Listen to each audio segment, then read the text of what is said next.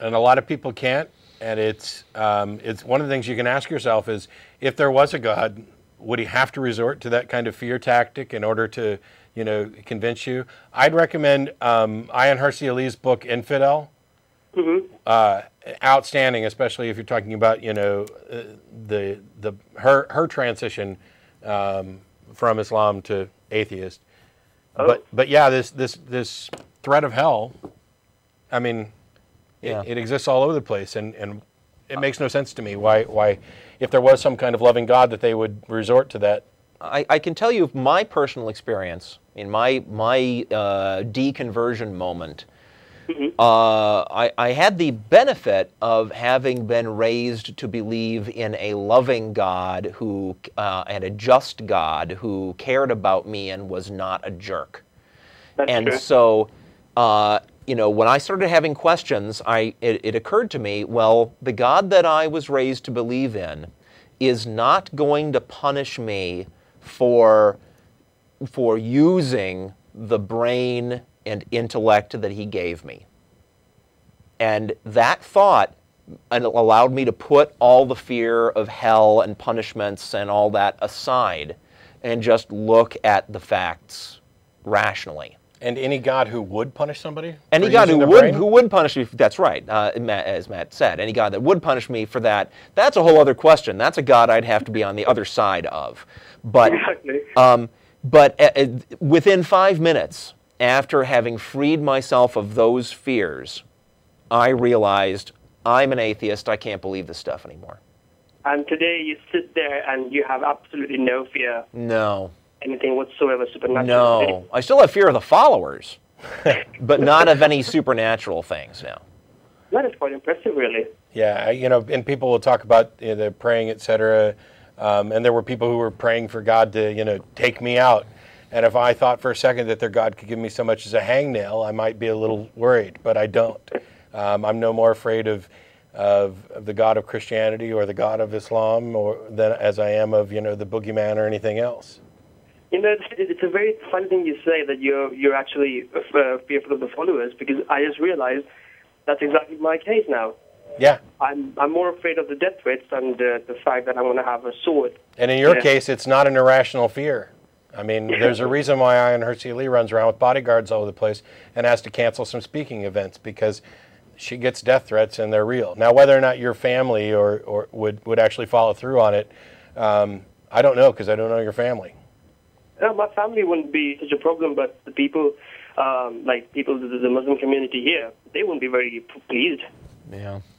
I mean, it's really a big scare. I mean, you see, this is one thing I actually really want to emphasize on, but I really can't do it, because if you talk about this in public, they say, you're an infidel, they label you one, and then you get all the hatred. They don't listen to you, do they? And all they say is, you were never a true Muslim.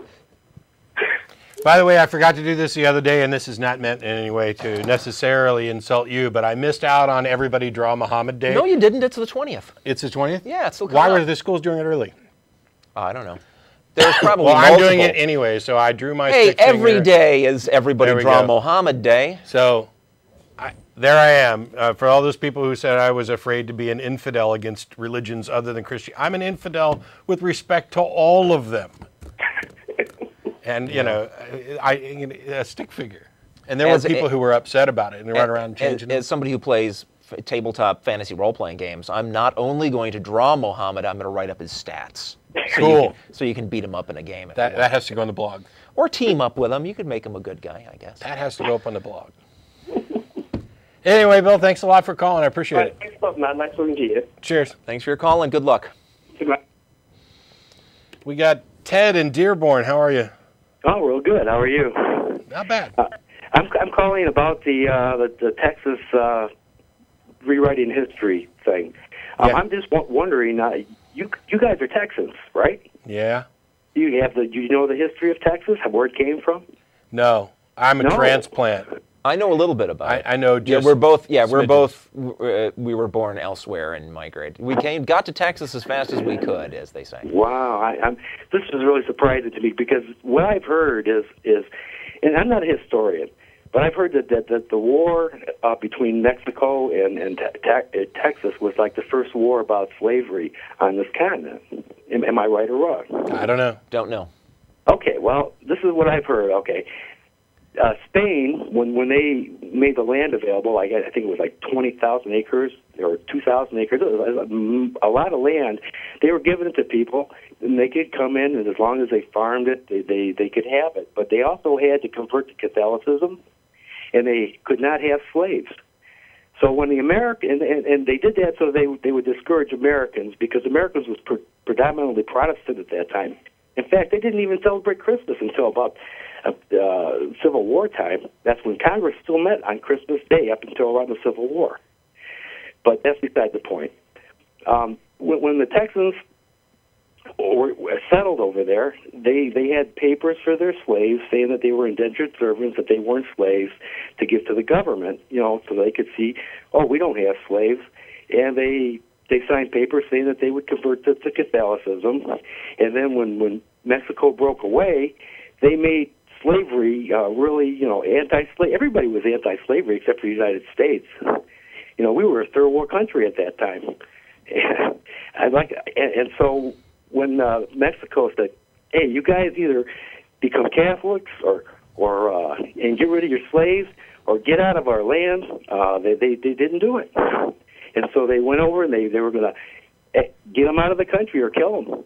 And the big massacres happened, and the United States, they fanned the flames of patriotism and anti-Catholicism, and went in there and they grabbed up Texas, and they took it all the way to California. Okay, but, well, I don't know any of this, and I learn about the war is that Davy Crockett and Daniel Boone and John Wayne were at the Alamo, and that's it. I'm pretty sure John Wayne wasn't. Yeah, and while right. And while I don't have any way of verifying any, I really don't. I'm not that much of a historian for this type of stuff. What's happening? I mean, if there's any truth to this, I would think that you would kind of seize upon this, because why?